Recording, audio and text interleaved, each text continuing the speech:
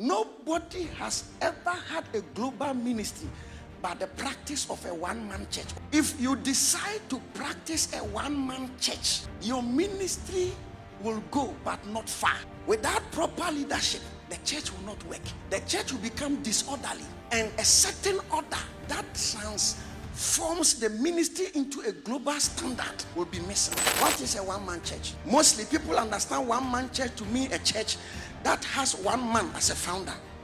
Some see it to be descriptive of a church that is small and young, and others also think of it as a church that has a simplified structure and governance and pastored by a young person. Even though these descriptions sound plausible, it is not entirely so. This is because almost all churches are started by one man, and at the beginning they look small and not complex in structure and function. And every church was at some point a young church that probably had a young pastor. If Jesus started ministry at 30, then having a young pastor cannot be why a church should be called a one-man church. Actually, the term one man should be used instead to describe how some pastors, especially founders of churches in charismatic and prophetic ministries, lead their churches. If a pastor decides to be the only one to do everything in terms of leading and directing the church, that church will not stand the test of time. Limited liability, mushroom one-man church. Characteristics of a one-man church. Number one, in a one-man church, the pastor treats the properties and monies of the church as his personal belongings. It is common to see that after every service, the pastor takes all church offerings to his house or into his personal bank account. Number two, in one-man church, the pastor solely and exclusively makes all decisions and determines how resources of the church should be used without any consultation. In one-man churches, the pastor may appoint one or two individuals who work with him, but these people tend to be stooges and bootlickers, and not necessarily people who make decisions about the church with him. Number four, in one-man church, the pastor freely gives service workers tips, and nothing is documented. These service workers include instrumentalists, singers, sound guys, etc.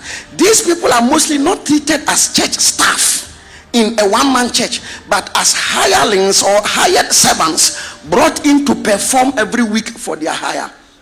Number five, in one-man church, there is no clear chain of command or leadership. Everything revolves around the day-to-day decision and instructions of the one-man pastor.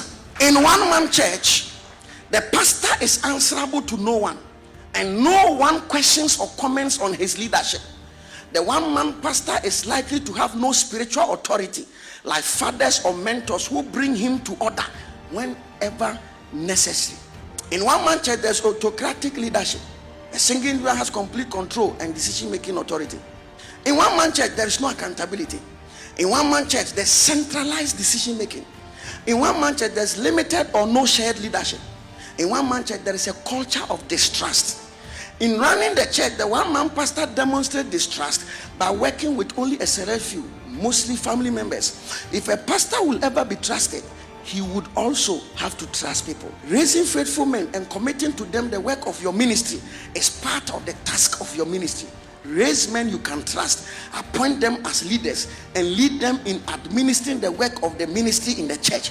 Paul raised and committed his ministry to Timothy and charged him to also commit the ministry to faithful men. In one-man churches, although the church may have existed for many years, it is only one man who directs everything all by himself.